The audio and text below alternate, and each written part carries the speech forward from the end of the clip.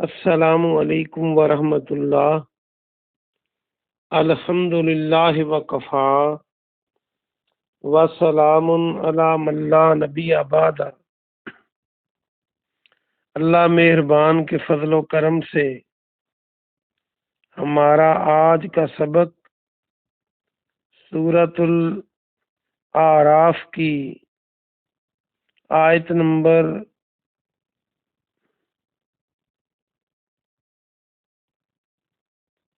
63 اور 64 ہوگا انشاءاللہ۔ اعوذ باللہ من الشیطان الرجیم، بسم اللہ الرحمن الرحیم۔ اوعجبتم ان جاءکم، اور کیا، عجبتم تم نے تعجب کیا ہے۔ تم کی جو ضمیر آخر پر، اس کا معنی تم، عین جیم با، عجیبہ، یہ اس کو اردو کا لفظ عجیب آپ بنا سکتے ہیں اور تعجب بھی بن سکتا ہے۔ تم نے تعجب کیا ہے، ان کے، جاءکم آئی تمہارے پاس، ذکر من ربکم، ذکر نصیحت، تمہارے پاس نصیحت آئی، من ربکم تمہارے رب کی طرف سے، الا پر، رجل منکم، رجل ایک آدمی، منکم جو تم میں سے ہے، ایک آدمی پر جو تم میں سے ہے، لینذرکم تاکہ وہ تمہیں ڈرائے، لام تاکہ، یا وہ، نون زال را، اس سے نذیر بھی بنتا ہے ڈرانے والا، کم تمہیں، وَلِتَتَّقُوا اور تاکہ تم بچ جاؤ، تاکہ تم بچ جاؤ۔ یہ متقی جو ہوتا ہے وہ بھی یہاں سے بنتا ہے، اور متقی بھی بچنے والا ہوتا ہے گناہوں وغیرہ سے۔ وَلَعَلَّكُمْ اور تاکہ تم، ترحمون پر رحم کیا جائے، تاکہ تم سب رحم کیے جاؤ۔ ترحمون کو دیکھیں، را ہا میم، جو اردو کا لفظ رحم ہے وہ یہاں سے بنا سکتے ہیں۔ با محاورہ ترجمہ دیکھیے، اور کیا تم نے تعجب کیا ہے کہ تمہارے رب کی طرف سے ایک ایسے آدمی پر جو تم میں سے ہے نصیحت آئی ہے۔ نصیحت سے مراد کتاب یعنی قرآن، وحی، تاکہ وہ تمہیں ڈرائے اور تم بچ جاؤ، تاکہ تم رحم کیے جاؤ۔ فَكَذَّبُوهُ پس اسے سب نے جھٹلایا، کاف زال با، اور کاذب جھوٹے کو، جھٹلانے والے کو کہتے ہیں اور جھوٹے کو بھی کہتے ہیں۔ کذب جھوٹ ہوتا ہے، کذاب جھوٹا ہوتا ہے۔ فَأَنجَيْنَاهُ تو ہم نے بچا لیا اسے، تو ہم نے نجات دی اس کو۔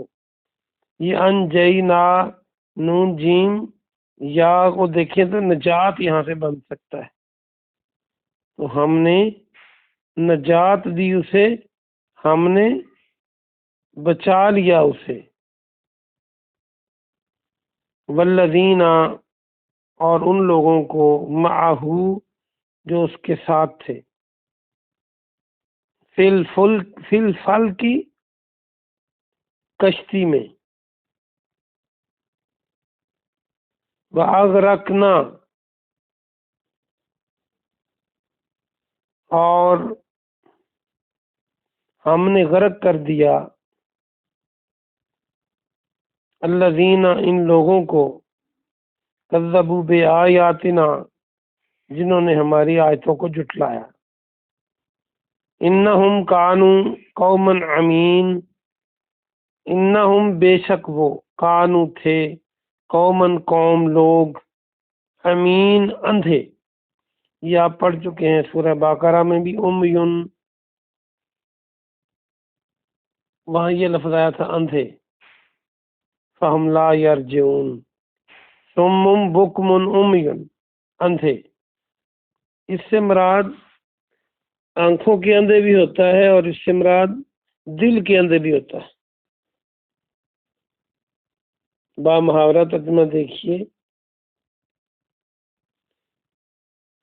پھر ان سب نے اسے جٹلایا تو ہم نے اسے اور ان لوگوں کو جو اس کے ساتھ تھے بچا لیا، نجات دی کشتی میں، اور ہم نے ان لوگوں کو جنہوں نے آیات کو جٹلایا غرق کر دیا. یقیناً وہ سب لوگ اندھے تھے.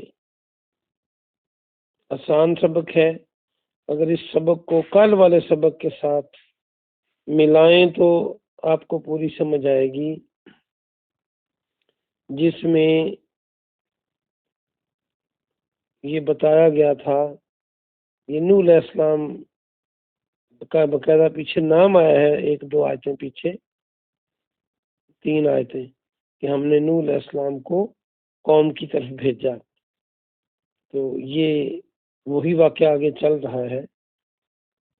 اس میں رکوع بھی کمپلیٹ ہو رہا ہے اور اللہ سبحانہ و تعالی یہ فرما رہا ہے کہ ان لوگوں نے کیا کیا کہ تعجب کا اظہار کیا. ان کو یہ بات عجیب لگی، اس بات کو وہ مانتے نہیں تھے کہ اللہ کی طرف سے نصیحت، اللہ کی طرف سے وحی، اللہ کی طرف سے کتاب، اللہ کی طرف سے ذکر ایک مرد پر، ایک آدمی پر جو تم میں سے ہو اس پر آئے، اور اس کے ذریعے وہ ان کو ڈرائے، تمہیں ڈرائے، اور تاکہ تم بچو اور تم پر رحم کیا جائے. قرآن مجید کا یہ اعجاز ہے کہ وہ اپنے موقف کو، اپنے مضمون کو مختلف انداز میں بیان کرتا ہے کہ کوئی اسے بدلنا بھی چاہے تو بدل نہیں سکتا. اس آیت پہ غور کیجئے.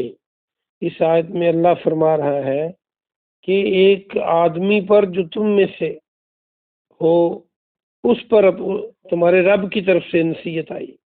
یہاں آدمی کا لفظ ہے.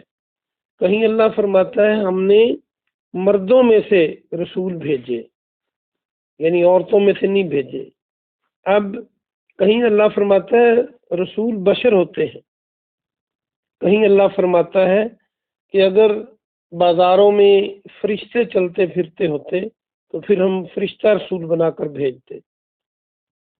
اب کوئی لفظوں کو بدل بھی لے، بشر کے معنی کچھ اور کرتا رہے کہ ظاہری طور پہ بشر اور اندرونی طور پہ کچھ اور، لیکن یہ ساری آیات کو اکٹھا کرے گا تو اسے پتہ چلے گا کہ انسانوں کی ہدایت کے لیے اللہ انسانوں میں سے رسول بناتا ہے، چن لیتا ہے.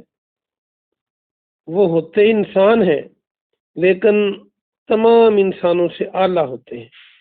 اس دور کے جتنے انسان بھی ہوتے ہیں اللہ اسی کو جو ان میں سے بہترین ہوتا ہے اس کو رسول چنتا ہے ہر لحاظ سے، لیکن وہ جنس کے لحاظ سے انسان اور مرد ہی ہوتے ہیں. کسی عورت کو اللہ نے رسول نہیں بنایا. تو یہ بات مکے والے بھی نہیں مانتے تھے.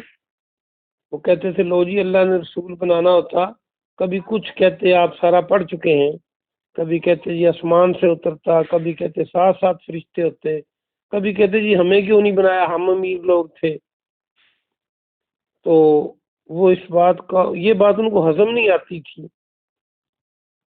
تو اس لیے مکہ والوں کو یہ ڈرایا بھی جا رہا ہے کہ تمہیں یہ بات عجیب لگتی ہے کہ رسول جو ہیں وہ انسان کیوں ہیں. تو اللہ کا یہی طریقہ کار ہے. اور اللہ انسانوں پر ہی وہی نازل کرتا ہے اور انہیں رسول بناتا ہے، اور پھر ان کو بچا بھی لیتا ہے اور ان کے ساتھیوں کو بھی بچا لیتا ہے۔ اور ذلیل وہی ہوتے ہیں جو اللہ کی آیات اور اللہ کے رسول کو نہیں مانتے۔ تو تم باز آ جاؤ، نوح علیہ السلام کو کا قصہ اس لیے بیان کیا جا رہا ہے کہ تم بھی اس سے سبق سیکھو۔ آج ہمیں بھی اپنا یہ عقیدہ بنانا چاہیے کہ اللہ نے رسول جو ہیں وہ انسانوں میں سے بنائے ہیں، اور جناب محمد رسول اللہ صلی اللہ علیہ وآلہ وسلم تمام مخلوقات سے بہتر اور اعلیٰ ہیں، لیکن آپ انسان تھے۔ آپ کے باپ کا نام جناب حضرت عبداللہ تھا، آپ کی والدہ ماجدہ کا نام جناب حضرت آمنہ تھا۔ تو یہ سارے آپ کے بیٹے تھے، آپ کی بیٹیاں تھیں، آپ کی اولاد تھی۔ تو یہ سارا یہ بات بتاتا ہے، یہ ساری چیزیں، کہ انسانوں میں سے رسول ہوتے ہیں، لیکن درجے اور رتبے کے لحاظ سے آپ کا کوئی ثانی نہیں ہے۔ تو اس کے علاوہ کوئی اور عقیدہ رکھنا یہ قرآن کے خلاف ہے۔ اور جو رسول ہیں وہ ان کو ڈرانے آتے ہیں کہ برے کام کرو گے تو تمہیں دنیا میں بھی اور قبر میں بھی اور آخرت میں بھی عذاب سے دوچار ہونا پڑے گا، اور اگر اللہ کا رحم چاہتے ہو تو پھر اللہ کے ذکر کو مان لو، مجھے مان لو، تم بچ جاؤ گے۔ اگلی آیت میں پھر اللہ نے وضاحت کے ساتھ فرما دیا کہ ہم نے نوح علیہ السلام کو اور ان کے ساتھیوں کو کشتی میں، طوفان آیا تھا، آپ کو سارا یاد ہے، تو وہ طوفان سب کو اس طوفان نے ڈبو کے رکھ دیا تھا، حتیٰ کہ نوح علیہ السلام کا جو بیٹا تھا کنعان وہ بھی نہ بچ پایا۔ اگرچہ وہ بیٹا تھا لیکن وہ آپ کا پیروکار نہیں تھا، آپ کو ماننے والا نہیں تھا۔ تو جو آپ کے ساتھی تھے اللہ نے ان کو بچایا، کشتی تیار کروائی اور وہاں وہ سوار ہو گئے۔ اور طوفان نوح دنیا میں ایک عبرتناک مثال ہے۔ اور پھر فرمایا کہ جنہوں نے ہماری آیتوں کو جھٹلا دیا ان کو ہم نے غرق کر دیا۔ آپ ذرا غور کیجئے، یہ بات اہل مکہ کو بھی بتائی جا رہی ہے، اور میدان بدر کو دیکھیں تو کیا سرداران مکہ جو تھے، کفار تھے، ان کو نہتے مسلمانوں کے ہاتھوں بغیر ہتھیار کی، رمضان کے مہینہ تھا، لوگوں نے دیکھے 17 رمضان کو ہوا ہے، لوگوں نے تقریباً آدھا مہینہ روزے رکھ لیے تھے، آدھے سے بھی زیادہ۔ تو روزہ کمزور بھی کر دیتا ہے۔ ہتھیار نہیں تھے، گھوڑے اونٹ نہیں تھے، تلواریں نہیں تھیں، کسی کے پاس ڈھال تھی تو تلوار نہیں تھی، تلوار تھی تو ڈھال نہیں تھی، کسی کے پاس کھجور کی چھڑی تھی۔ تو اللہ نے کس طرح ان فرعونوں کا قلع کما کیا اور 70 کافر مارے گئے، اور پھر چند ہی سالوں میں عرب کی سرزمین مشرکین سے اور کفار سے پاک ہو گئی۔ تو جو اللہ کی آیات کو جھٹلاتے ہیں اللہ ان کو ڈبو دیتا ہے۔ ہمیں بھی یہ ورثے میں ملی ہیں، والدین سے ہم مسلمان ہیں، تو ہمیں اللہ کی آیات کا انکار نہیں کرنا چاہیے، نہ عمل کے ساتھ نہ زبان کے ساتھ۔ اور اللہ فرماتا ہے کہ وہ قوم اندھی تھی، یہ نہیں کہ وہ نابینا تھے، بلائنڈ تھے، ان کے دل اندھے تھے۔ جب کوئی قوم پیغمبری کو نہیں مانتی اور بار بار دیکھ لینے کے بعد اللہ کی آیات کو نہیں مانتی تو وہ اندھی ہوتی ہے۔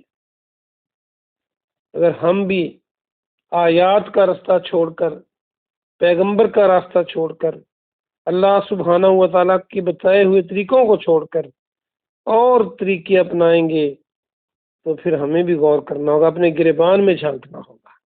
اللہ پاک سے دعا ہے اللہ پاک آپ کو اور مجھے عمل کی توفیق عطا فرمائے۔ سبحان ربک رب العزت عما یصفون وسلام علی المرسلین والحمد للہ رب العالمین۔